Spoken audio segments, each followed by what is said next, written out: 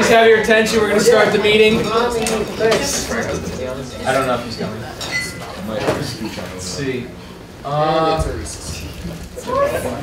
Actually, can you serve the queue? Yeah. I'll take care of parliamentary procedure. All right. So the first order of business is Union Constitution. I don't want to know. We need to talk about one amendment to it. So how it reads now is pertaining to the Judicial Board. The Judicial Board shall decide whether to review a case brought before it for a decision. The Judicial Board may decline to review a case. That's how it stands right now. What it should read, this is kind of what we wanted it to be. The Judicial Board Chair shall decide whether to review a case brought before the Judicial Board for a decision. Instead of a decision going to the whole board itself, it would go to the chair. I believe that's how it currently operates. We just want to make sure the Union Constitution reflects that. But since this is an actual change that has merit to it, it has to be discussed in Senate and voted upon instead of just a grammatical mistake. So I don't have a written motion because we're motioning to amend what we passed 2 weeks ago, which is the original motion. So would anyone like to motion to amend that to include this? I motion to amend. Second. With the changes I mentioned? Yes. Is there any discussion for that? Just one question. Yes. Since I can't remember this. So it's just saying that Judicial Board Chair has the authority to lie down on the rest of what you said. So any cases that a student wants to appeal, the Judicial Board Chair can decide whether or not the Judicial Board itself will hear it. So instead of the whole board meeting on it, it would just be the chair itself. Now, if the chair declines the case, the student can then bring it to the review board, so it's not the end of the road technically. But right now, that's how it currently operates. And so I want the wording in the Constitution to reflect that.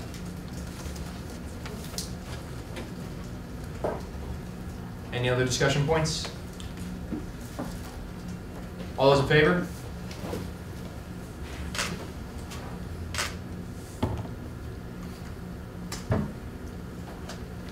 All those opposed? Are you opposed or raising a can? Sorry. All right, motion passes. 4 against, abstentions. All right, that was the easy part of the night. Now we're going to move to excuse policy, and with that, I'm going to turn over to Kyle. All right. So, as many of you are aware, actually, let's wait for the projector to work. Can you get that? Yeah. You have to click and just arrow key it. Well, look at that. Okay. So, Chuck, you guys ready? Yeah, we're. All right, everyone, please focus your attention on Kyle. All right, so as many of you are aware, the Student Life Committee has been working on revising academic attendance and excuse policy in conjunction with the faculty departments and the Department of Student Life. Today we're here with the final revisions of this policy change. We've submitted them already to the Student Experience Office. Our vote today is to endorse these changes as well as to endorse the final development of the new display to go on the website outlining the procedure for the process. So a little background information as to the need, as to why we're doing this project. First and foremost, ambiguity in the current policy. If you look at the current policy for class attendance and examinations in the catalog, there's nothing really detailing the modern process for attaining an academic excuse. By outlining it clearly, we'll be able to provide more guarantees for students, as well as remove most confusion that may result from an unclear process. Second, lack of flexibility for students, especially in the case of unforeseen circumstances. Current policy requires students to be at Academy Hall when requesting an excuse. It also requires students to present documentation in all cases if they're going to be excused. Both of these requirements are very rigid and don't really provide wiggle room for that student who might wake up sick and need an excuse that day, or who might not be able to make it to Academy Hall due to a debilitating circumstance. Third, the health center wants to get out of the business of writing excuses completely. Those of you who were here for Dr. Lawrence's presentation at the beginning of the year might recall this. The health center's priority is on treatment, not on excusal. and requiring a note from the medical director in any circumstance to attain an excused absence for medical reasons can create a conflict of interest. Fourth, we have a lack of student input into the final decision. This is a rare case, but it's affected a lot of students academic performances when they've been given an excuse for a legitimate reason, but their professors decided, no, I will not accept that, and that's kind of been the end of the story. This doesn't come up often. Faculty members tend to have a very good relationship with students, but in creating some kind of student input into that final decision, we can give a greater guarantee that all sides are properly represented in the process. And finally, in doing so, in promoting more dialogue between the students and the faculty, we want to prioritize the student-faculty relationship. We want to emphasize that professors can issue excuses without an official note, and also that in any case, the dialogue should be maintained between the student and their primary instructor. So, history of our project work, as I might have mentioned, it originated from our work with the Health Center. We collected student feedback regarding the Health Center last year and early last semester, and we became aware of impending policy revisions that were in work by the Office of Student Experience and some of the faculty departments. As the Student Senate, we can offer a student perspective. So I talked with the Dean of Students and requested permission to engage in drafting a new policy in conjunction with each of these departments. As that permission was granted, we underwent extensive administrative negotiation. I'm going to give you a list of our liaisons on the next slide. And once the policy was more finalized, we were asked to write the website revision as well. The website revision, which you can also see in the packet, details what will be displayed when you visit the Student Experience website /policy/EA, I believe it is. This is what's going to be displayed for students, so if a student's looking up how to get an absence, the process is clearly lined out for them. Our final revisions and our project were submitted to Student Experience about 3 weeks ago, I want to say, and we've been told that the ideas we've proposed will be implemented. However, we've also been told that the final version may differ slightly from what we're doing here. So once again, we're endorsing the ideas and endorsing the project that's been made, or the progress that's been made, and we're also supporting our draft and emphasizing this to be the end result of the discussions that we've had. You good, Joe? So our liaisons, Office of Student Experience, we talked to the Dean of Students and worked primarily with Louis Trespaz, the Dean and Assistant VP of Retention. We've spoken with each of the heads of the various schools and with some professors as well. We met with Dr. Gerhardt, VP of the Faculty Senate, as well as Dr. Sams, VP of Student Life, Dr. Ajala, Provost of the Institute, and Dr. Lawrence, of course, the Medical Director with the Health Center. So a rundown on what the policy is and what it does. The old policy, again, if you're seeking an excuse, you have to visit Academy Hall. With documentation, your excuse will be considered at the dean's discretion. Without documentation, you cannot be excused. If the dean does not issue an excuse, again, you're not excused. If they do, it's passed to the professor, who then must accept it for you to be formally excused from whatever class and have to go through the makeup work. You good, Joe? So under the new policy, this looks more complicated, but that's because it's more flexible. There are more avenues a student can take when they need to get out of class. A student seeking excuses can contact their relevant faculty first, if at all possible. If the faculty says yes, they don't have to go through the process. That's it right there. Again, it's emphasizing the student-faculty relationship before anything else and kind of leaving that as a stopgap. If they can't reach the faculty, or if the faculty says they need an official note, then they can either visit Academy Hall as they could before, or they can submit a request online. If they have visited Academy Hall and don't have documentation proving their reason of absence, or if they submit one online, the excuse will be considered at the dean's discretion. You can now get an excuse without documentation. It's just up to the dean whether to issue it. If they have documentation, now there's a guarantee that you will be given an excuse note, and that'll be sent to your professors. If the professor accepts, you're excused, but if the professor denies, the student can contact Student Experience, and there will be a discussion, basically. They'll facilitate a conversation between all three parties so that everyone's voice is heard equally in the final decision. Joe? So the effect of the changes, a lot of this has already been said, so I'm going to kind of run through it. The process is much clearer. It's very laid out both in the policy and even more so on the website. There is a stronger faculty relationship with open dialogue between the student and professor at multiple locations. There's more flexibility for unforeseen circumstances. Once again, if you can't produce documentation, you can still be excused. If you can produce documentation, you'll be guaranteed that student experience will advocate for you. There's flexibility in how you submit that excuse. You can submit one online via their online form on the student experience site. And there's a suggested grade guideline for excuse denial. What this means, previously, if a professor wanted to deny an excuse in any circumstance, they could do so. The Student Experience Office cannot legislate over the faculty, but by putting in place a suggested guideline, kind of setting a course's minimum standard as when an excuse can be accepted versus denied, it's giving a little more of a guarantee to students than they've had in the past. And finally, there's student input into any final decision that is made. As I've said before, there will be a discussion that happens between the student experience dean, and whichever faculty may disagree with an issued excuse, just to make sure everyone's heard. So this paragraph, you can see this in the draft itself. I'm not going to outright read it, but more or less, as I said before, the final version that's included in the catalog may differ slightly from our revisions, according to Dean Trespaz. We haven't been given that version yet.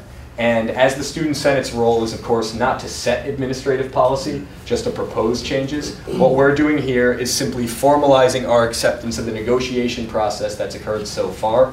We're acknowledging the cooperation and all of the progress that's been made, and supporting the Senate's ability to work with similar processes in the future and have a say in this and other administrative policies that may come up down the road.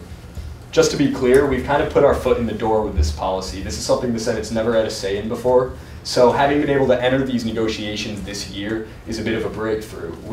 If this comes up again, there's a precedent for us to have a say and give student input. And if other policies like this come up, we have that history of proven negotiation to say, hey, we can work with you on this. So it's a bit of a step forward for us as a body.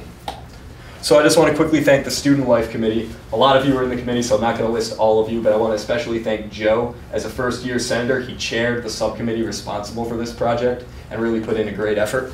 I want to thank Chuck, the Grand Marshal. We talked on several occasions throughout the year, and his input was essential in making this happen, as well as Dr. Lawrence, the medical director, Dr. Sands in the Student Life Department, and Dr. Hajela and the faculty representatives, all of whom were very open and very responsive to all our negotiation throughout the process. Okay. I'll read the motion, and then we can move to discussion and questions.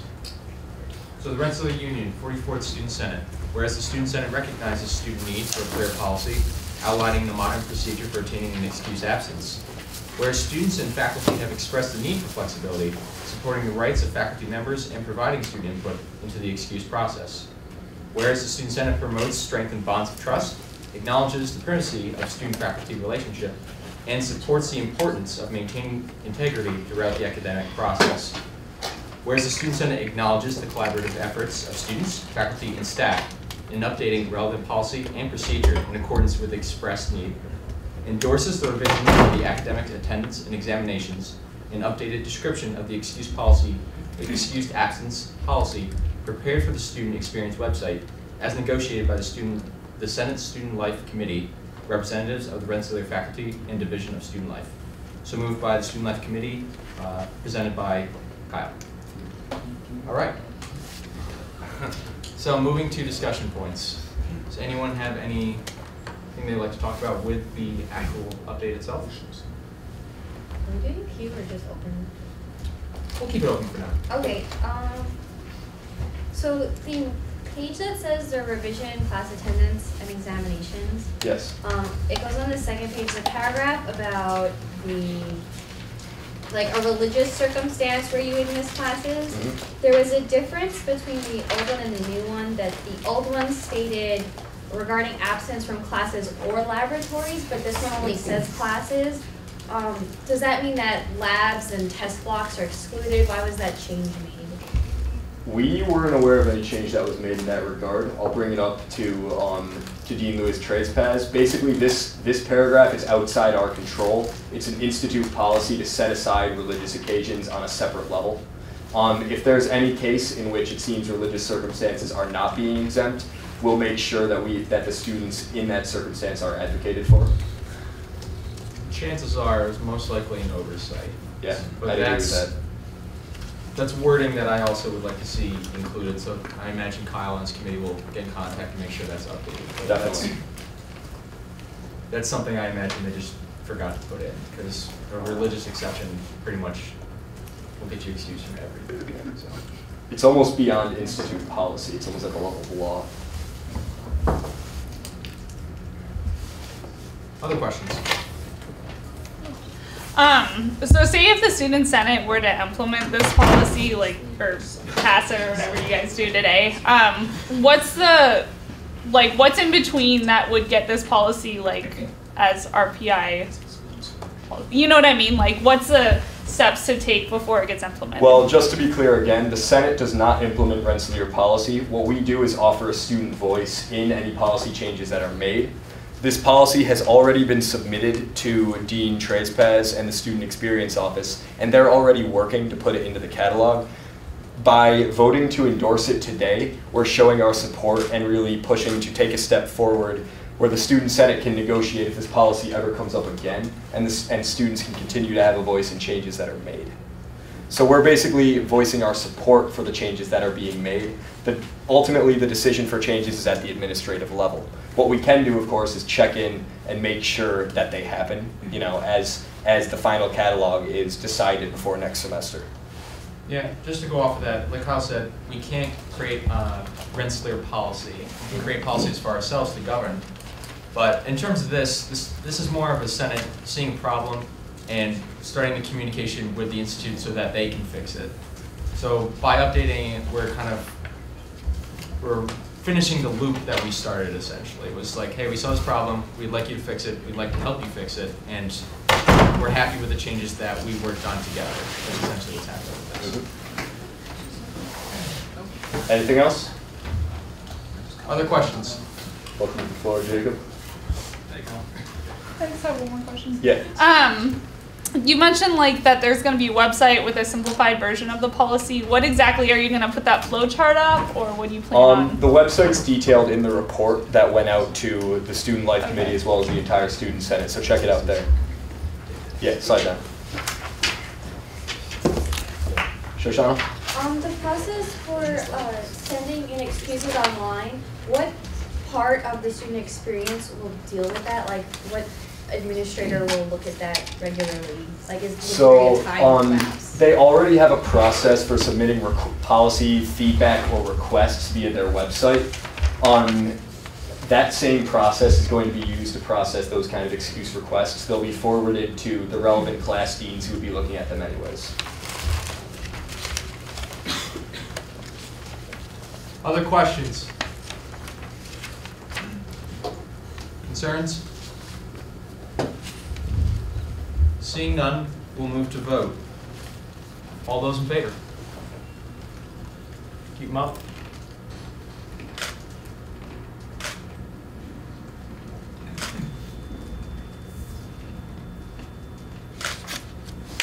Keep them up.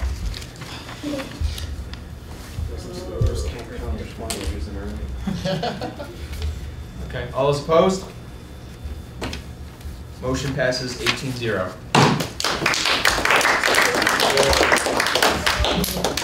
So just before we move on, a final comment on that religious note. As I said, that's a separate issue that's decided at the institute level, but given that you've brought it up, we'll make sure that we figure out the reasoning behind it. All right, so moving down the agenda, we're going to Judicial Board Vice Chair appointment. So the motion reads, the Rensselaer Union 44th Student Senate confirms the Judicial Board Chair's appointment of Orlando Hernandez to the position of Vice Chair effective immediately. So moved by Greg and seconded by Peter. So earlier this semester, I believe we approved Orlando to the board as a regular member. Correct. Would one of you like to speak about Orlando moving to this position? I just wanted to appoint Orlando to vice chair just because the position should exist. There was some rush to get people in to the J board just because of a situation that arose last year of the J board being basically not existing. But the vice chair should exist just in case I have to recuse myself from any case or I can't make it to any case. The vice chair will basically serves in my stead. So Orlando's been in has as much case experience as I do. I believe it's 4 disciplinary cases. So I think he's very qualified for this position. Okay. Any questions, Michael? Besides serving when or being the chair when you're not able to, is there any other role that the vice chair has? That's pretty much exactly what it is. It's just if the chair cannot, it's if for some odd reason I was moved to the board, they'll do it. Other questions? Seeing none, we'll move to vote. All those in favor?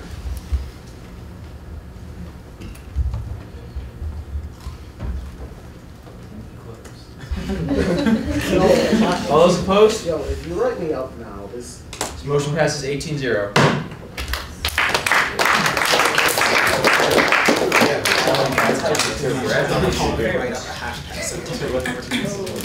We're gonna change that to next meeting though. All right, the next motion, we're moving to Senate bylaws.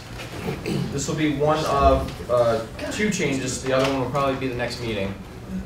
So this motion reads, the RPI Student Senate, whereas the Grand Marshal is qualified to appoint appropriate officers of the Student Senate, whereas the most qualified members of the Student Senate are not necessarily senators, resolves the following amendment to the Student Senate bylaws. Article 3, Officers, Section 2. All officers of the Senate shall be nominated by the Grand Marshal and confirmed by 2/3 vote of the Senate. So what this basically does, all members of the Senate, or all officers, don't have to be a senator with the exception of one, and that's the vice chair. If this motion is passed, that means I could, well, not me, the next Grand Marshal could appoint a vice chair that's not necessarily a senator. This motion also does a second thing, which I actually just noticed. It's raising the limit to 2/3 vote for all committee chairs. That doesn't change the number. It does. All committee chairs are majority vote. Only the vice chair is 2/3. That can be amended because it's moved by Shoshana, but that's how it currently stands. I didn't want to change the number. Okay. Well, you can amend that, but let's move to the vice chair discussion point specifically, meaning that they don't have to be a senator. Comments, anything? Well, actually, I had a question clarifying that. The bylaws, as I read them, are a little unclear about the distinction between officers of the Senate and committee chairs. Because right now, the only committee chair that is technically an officer of the Senate and has to be confirmed by 2/3 vote is the Rules and Elections chair. Yes, that's true. So, so maybe, I don't know what to do about that. It makes it seem like there's loaded discussions. But maybe we should reword the motion to only deal with the vice chair thing for now. Just an idea. Okay. But in terms of, that's a very good point. In terms of the vice chair not being a senator, because that's really the main topic here. The voting parts we can work out pretty easily, I think. But what does everyone think about that? Paul? I think that we should keep the vice chair as the one position that it's mandatory for a nominated officer to be a senator, simply because as the vice chair is the officer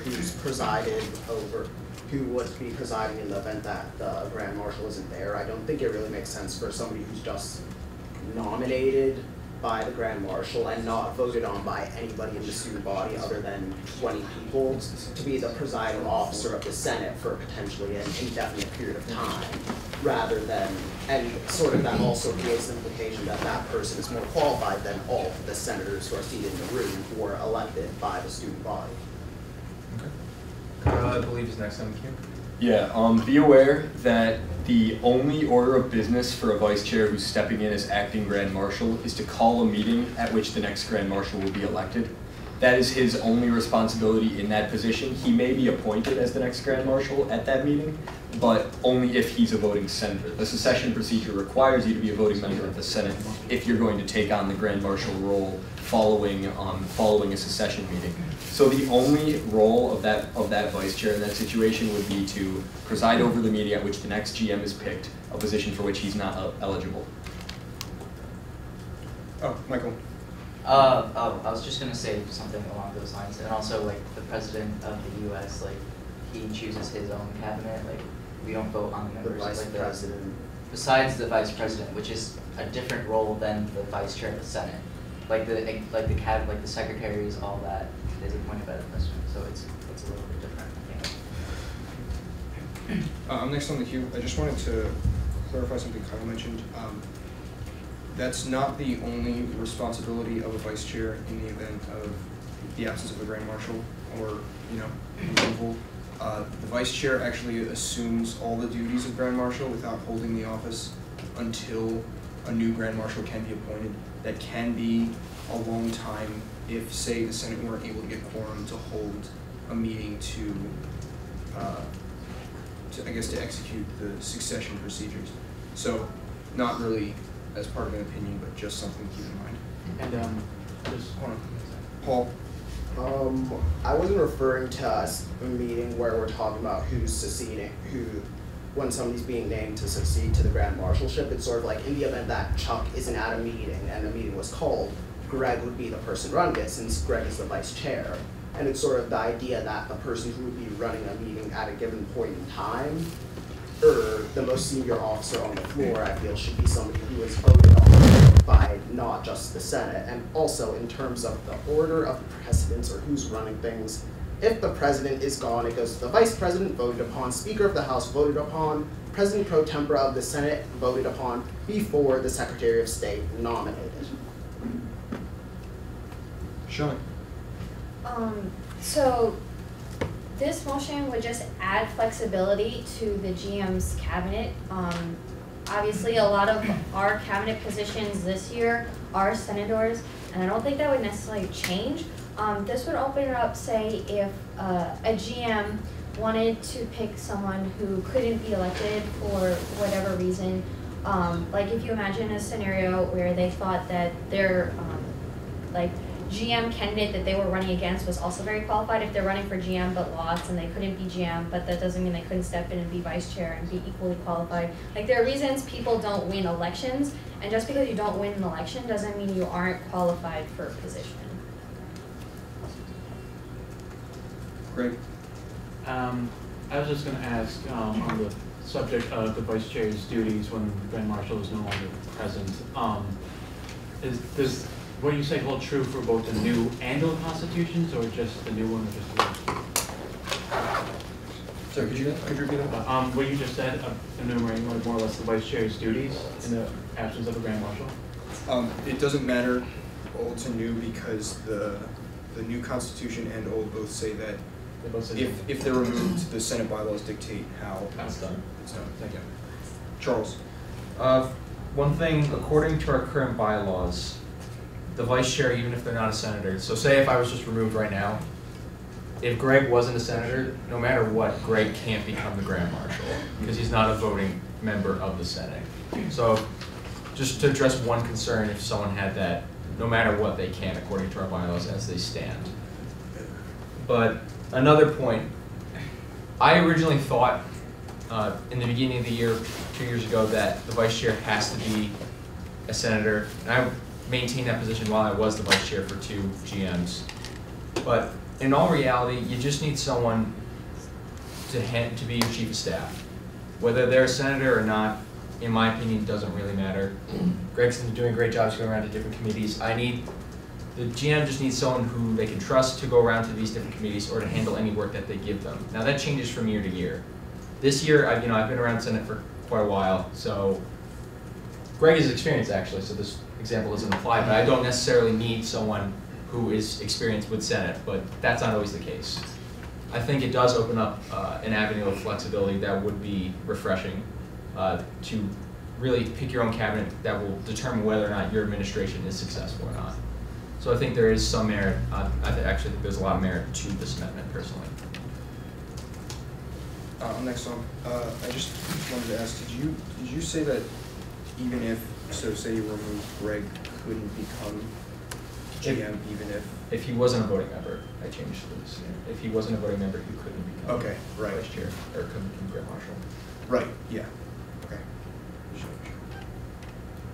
QZMP.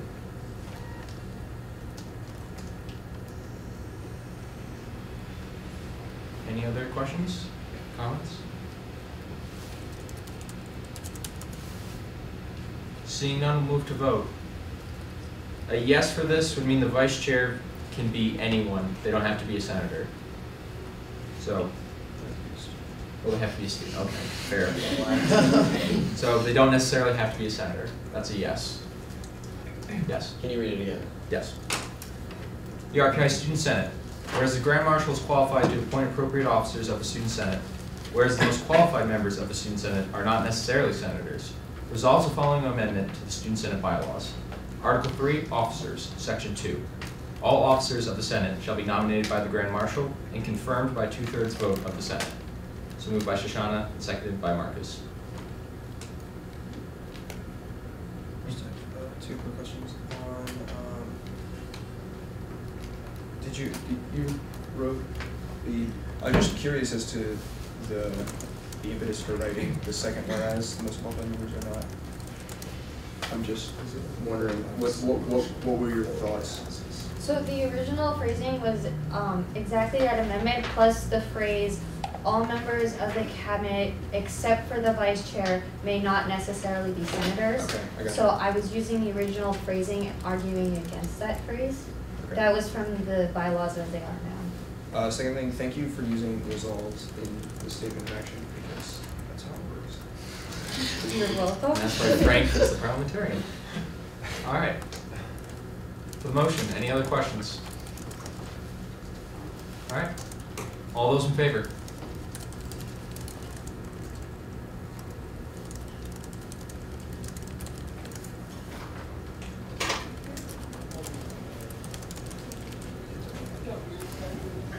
All those opposed? This motion passes 16-0, or 16-2. Sorry, calling the vote no longer. Okay, next item on the agenda, end of year dinner. So I got a decent amount of responses back, not the whole Senate. However, the best time, I think 6 people can't make it, which is awful. So what I'm gonna do is I'm gonna expand the dates out farther and try and get this dinner organized because I want as many people there as possible. So that's gonna change. I'll send out a new one. It's good. Just fill that out as if you didn't fill out the new one or the one I sent out previously. I'll do approval of minutes last actually. So I got this email during GM week. They're doing a competition called Anything That Floats in the pool.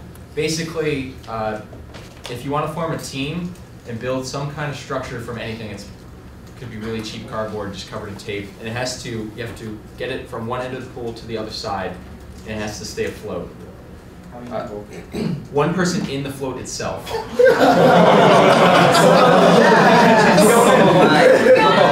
But it's a cool competition. They're during GM week. I threw it out there. If people want to form a team, I'd be totally open to that. Wait, what can you build it out of?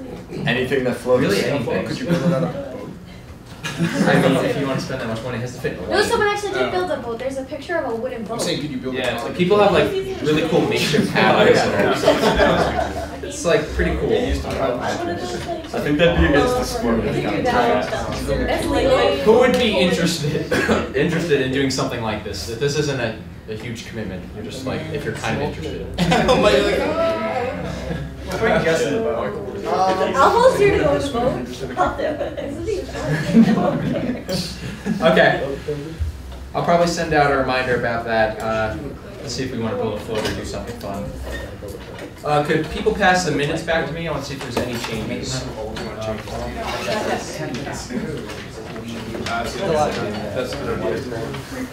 That's good.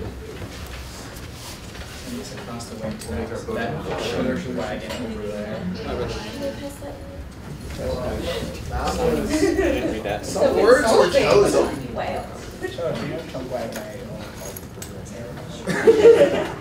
You never called me chump.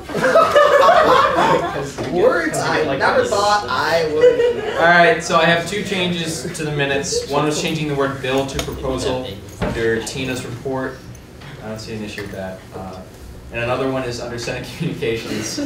Someone crossed out everyone complained about meeting times So that's Why'd they cross that out? Why is that crossed out? That's kind of funny.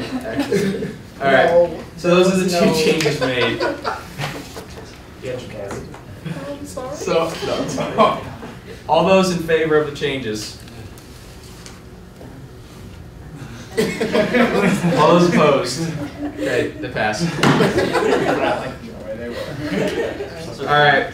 With that, we're going to move to committee and constituent reports. Rules and elections, Tim. So just a couple of reminders on deadlines. The deadline for submitting your poly profile information, your poly is tomorrow. The deadline for submitting your preliminary expense forms is Friday. And by next meeting, I should have a spreadsheet ready so everyone can sign up for this. That's it. Okay. Senate Communications, Shoshana. So if anyone didn't sign the card thanking RPI-TV for their awesome filming of our meetings, can you sign that please? I'm gonna give it to them after the meeting. All wave at the camera. Dang it, Tim. What I said last week is now null and void. In front of the kid, and then Gabe, you want to give a little wave in front of the camera? Sure.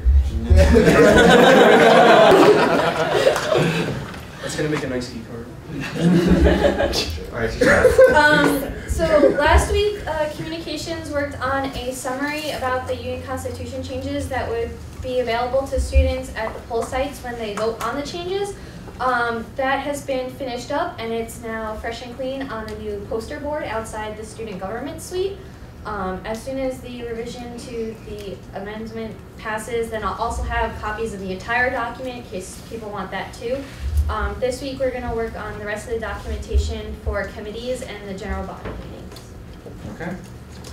I know John is working with Lester Gerhardt to get the syllabi, or the syllabuses assembled? Syllabi. Syllabi. I had it right, okay. So syllabi assembled. So that's what's going on with him. The next report is the Senate Executive Board Liaison, Frank. So on Saturday, the E-Board voted unanimously to kick the crap out of Senate in Broomall. And then Exactly, why do we have it? Motion to officially hand Frank Avisi and Russell Brown as traitors to the student senate. I'm just going to pass that. Want to comment from Frank Street from the But anything actually? no, there was actually. Glad we have you on the agenda for this. All right, FSC, Tina. All right, this Thursday we're doing our year review, so we're going to go through all of our projects, pros, cons, recommendations for next year, and we're still waiting to hear back on meetings for the chair proposal. Okay. Student life, Kyle. As we voted today, the excuse policy revisions we worked on this year have passed. They are being, I went through the whole presentation, I don't need to go through it again. We're going to be voting on the pharmacy proposal and taxi service proposal next week. That's it. All right, thank you. Web Tech, Gabe.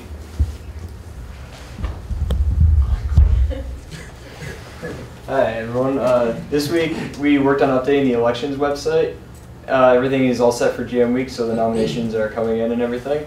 Also, I need to document that process for any future CIOs because there was no documentation when I joined and I kind of messed things up in the fall, but the spring went a lot smoother, so that's good. RSN is going well. I looked into hosting for that and we set up some space, so that will be launched when ready. And last but not least, we fixed the concerto screen down in the West lobby across from Quad. It didn't have a computer because we used the other one for the new screen that we got in the Horseshoe lobby. So yeah, that's all. Thank you. Yeah, just a quick question for you. Do you have any idea about whether or not there's going to be a replacement for black and white printers, or if that, like the color printer in the SGS is only going to charge for black and white if you print black and white? Because right now it's charging for color regardless of what you print. No comment yet. Okay.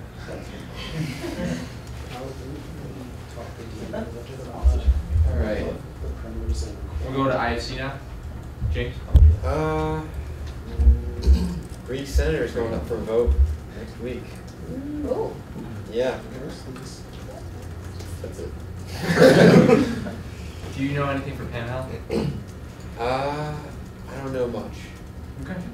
Anything for Panhandle? Anyone know? If not, Lisa is sick, so.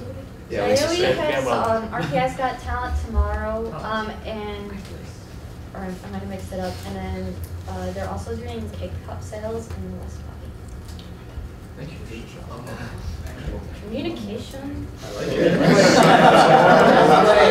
Yeah, there's one more thing Naomi's doing. What? They're doing Iron Chef. Again, they're hosting us a Circle K, and that's on the April 4th, so that's a thing.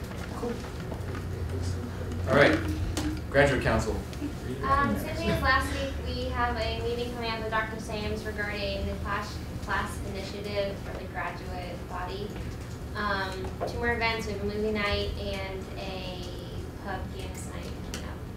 That's the end of our semester. All right. There's really nothing else on the agenda. Is there any old or new business that people have? This is our second to last meeting, so next week is the end. I'm saving all my tears for that meeting. I would ask you to do the same. But it's gonna be a sad moment for all of us, right?